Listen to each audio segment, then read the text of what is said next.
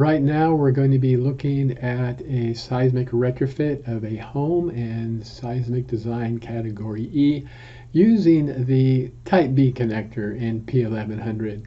First thing we need to do is look at the connector itself.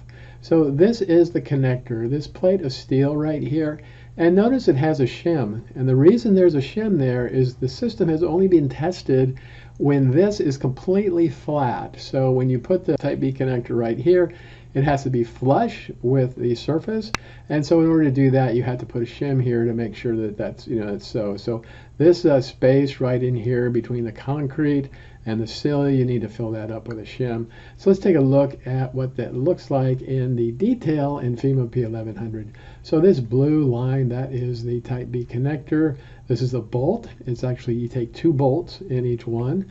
And this right here is the shim. Now these shims are required to be 48 inches in FEMA P-1100, and then they're attached to the sill right here. So what happens is the shim is lag screwed into the sill, and then the type B connector is then lag screwed into that, and then we have our complete load path. So let me go ahead and look at the practical part of an installation like this. So this house is an 1,800 square foot heavy construction house, and according to FEMA P-1100 it needs 26 type B connectors on each side, along with 44 type D connectors on each side. So let me show you how this would be done. So first thing, as a contractor, we would crawl underneath the house, usually those on the side or in the back, and then we would go ahead along this entire wall line, and we would measure 26 different times for the shims, because we need to really get them perfect. So we measure 26 times. We'd write down those dimensions on a notepad, and then we would come this way and we do the same thing. We'd measure 26 times, and then we would write down on our notepad what we needed. And then we would come over here and we would also measure 26 times. And then finally we would come over here and we would measure 26 times. And then we're all done with that. We would have to go out, and then we'd go to our trucks. And then we would we need to cut our shims. So to do that, we need to do what's called a rip cut. And what that means is that you have to cut it starting at the 3.5 inch dimension. So we would just have to rip one after another, after another, after another. And as you can imagine, it would take a long time to rip that many shims. So once we're done with that, then we would have to come here, and then we would go, and at each location we would put our lag screws. I believe FEMA P-1100 was 5 or 6 lag screws on each shim. So we had to do 5 or 6 lag screws at 26 locations along the entire perimeter of the house. So there we go. And actually carrying those shims, we'd probably have to crawl underneath the house 2 or 3 times to drag all those shims with us. So that is also pretty labor intensive.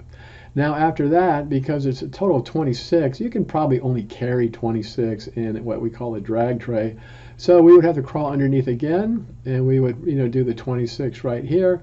Then we would have to crawl in again, and we would put in our 26 over here, and then we would put in our 26 over here, and then we would put in our 26 over here. Now once we were done with that, we would have to go get our type D connectors, and then we would take those, and then we would install all those. And again, you can carry quite a few, but I doubt you could carry more than 44 in one tray. So you'd have to come here and put your 44 here, go back out and get your hardware, put 44 right here, go out, put your 44 right here, and then when you came finally, you would be done with your retrofit, and it would all be finished. So as you can see, this is a tremendous amount of work.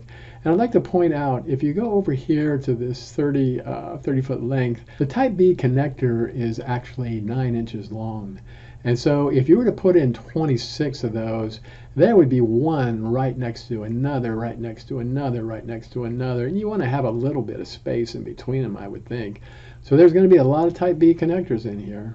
I'd like to show you why it is so labor intensive to do these retrofits. This is a typical crawl space. In fact, I would say this one is a little bit easier to work in than many of them. They got tons of ducts. They're 18 inches of clearance. They're just, terrible insulation fall on your face. It is a real miserable experience. And so when you're there, and you're in this kind of environment, you have to put your hardware in very awkward positions. So here you would have to put in, measure for your shim. Then you'd have to install the shim. Then once you install the shim, you'd have to put in your hardware. It'd take you, 4 trips to do that. Then you'd have to do 3 more trips to put in the Type D connectors. And when you're all done with that, you'd be done. But that's why the labor is so expensive. And that's why no one's going to do them. I mean, these get so expensive that if you tell people, hey, you know what, if you want to meet this this standard, $35,000 or $40,000, no one's going to do it.